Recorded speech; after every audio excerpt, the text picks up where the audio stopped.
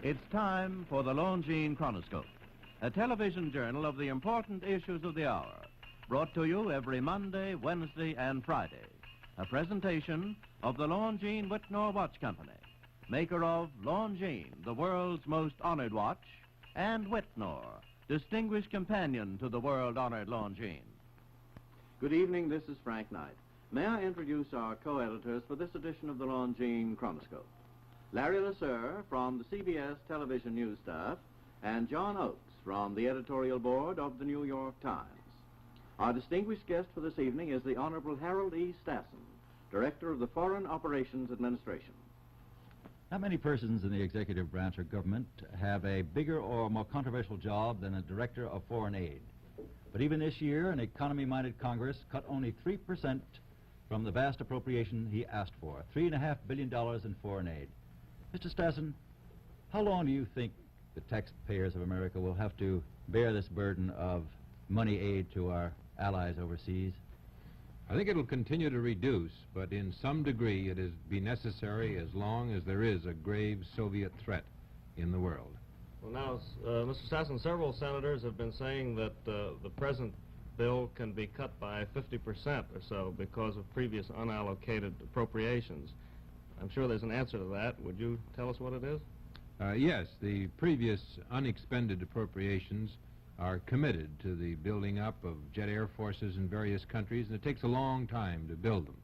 If we decide today in this Congress to help establish jet squadrons in Spain, it'll probably be 4 years before that money is spent.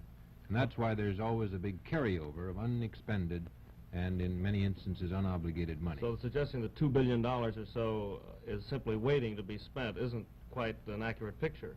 No, it's a matter of what we call the lead time, the time it takes from when you plan with Congress until you finally get the forces in being or the technicians established in overseas areas.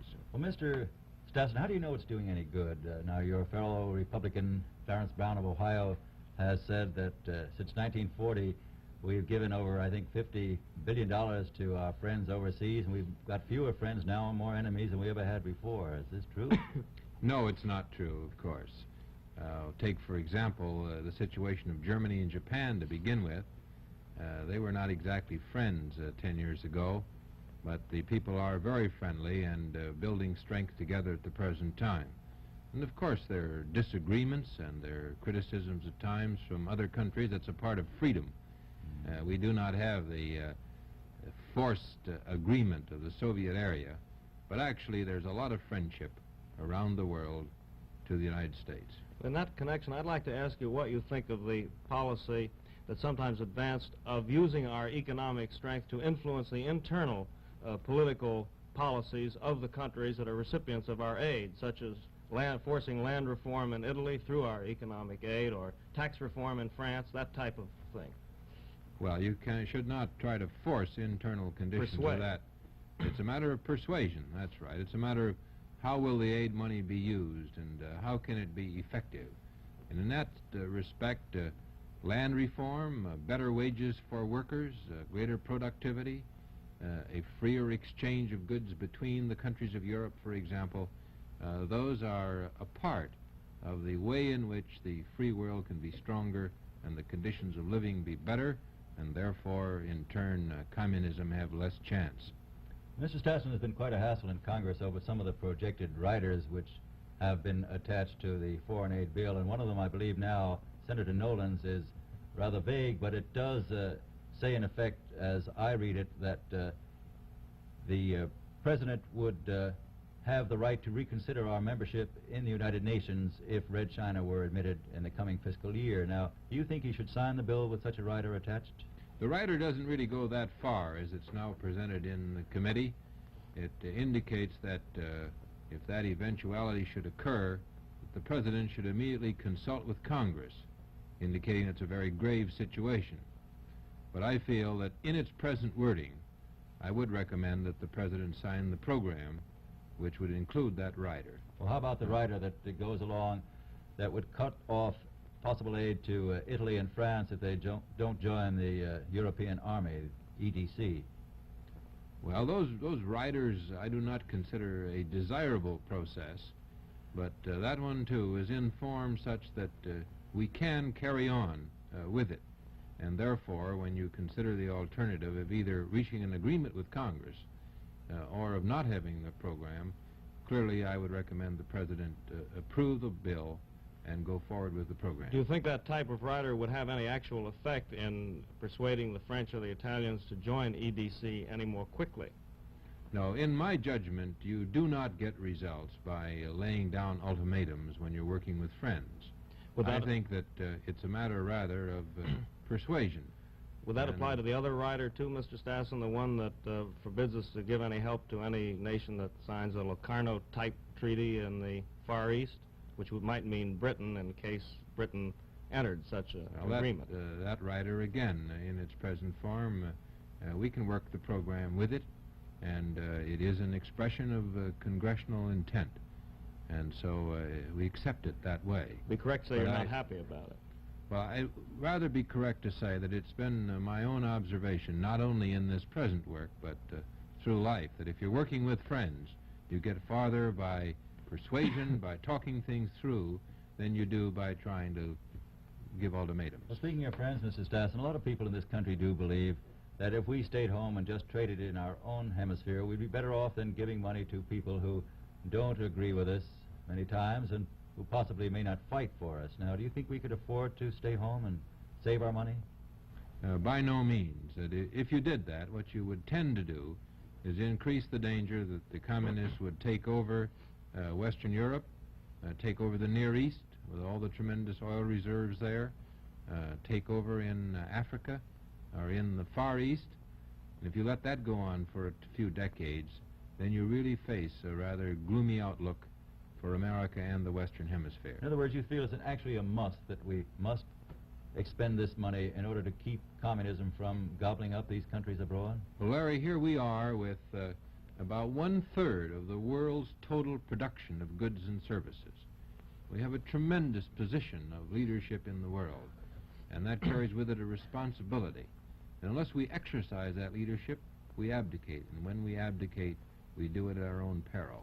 Now, you have been attacked, of course, by a former political associate of yours, with whom you certainly are no longer associated, named Mr. McCarthy, for encouraging what he calls the blood trade between America's allies and the enemy, meaning, of course, trade between the free world and the Iron Curtain or Eastern countries. Would you care to comment on this question of East-West trade, or free, unfree trade?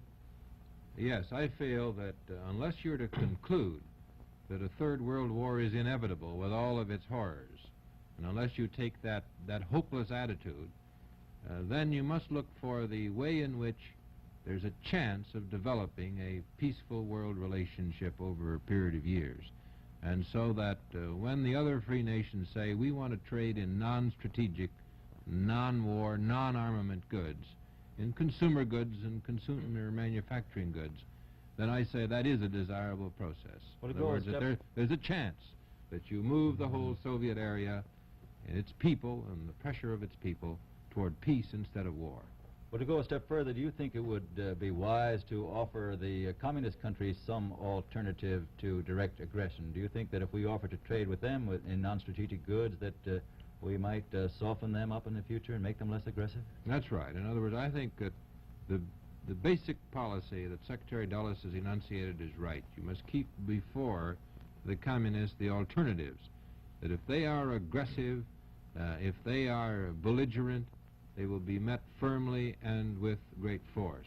If they will move toward peace, toward living peacefully with the rest of the world, then there is an opportunity for expanded trade and for peaceful relationships. Well, nevertheless, you said recently... alternatives always have to be there. I said you said recently that our trade with Russia was the lowest it's ever been. Yes, in 1953, in the atmosphere of the Korean War picture, the total trade was lower than ever before. But on this question of strategic or non-strategic trade, do you feel that, are we in agreement in the first place with our allies on what constitutes non-strategic trade? Not entirely. There are different views of it. It's hard to know just where to draw the line. We'll say everybody will agree that a powder puff or a pound of butter is to be classed non-strategic, and everybody agrees that all kinds of guns and heavy machinery are strategic, then you come in between. What about a heavy farm tractor? Is that strategic or non-strategic? Is that sort of thing still under negotiation? That's right. We are making headway, and we've talked just this last weekend with the president of the British Board of Trade. Matter of fact, I'm going to Paris tomorrow, Sunday rather, to carry on the talks on East-West Does your bill hold any possibilities of switching trade from one region to another, say taking it away from Indochina and sending more to Latin America, where we recently had some real trouble on our hands? Yes, the program presented to Congress has flexible authority on the part of the President, so that if greater needs arise, like in Latin America, he can transfer some funds from one area to the other. That flexibility has proved very successful in the past. That's, in fact, the way in which he carried on the East German food package. You remember when the riots occurred? Yes. And we moved in immediately with food packages. That was done under that transfer power to meet a sudden emergency and meet it effectively.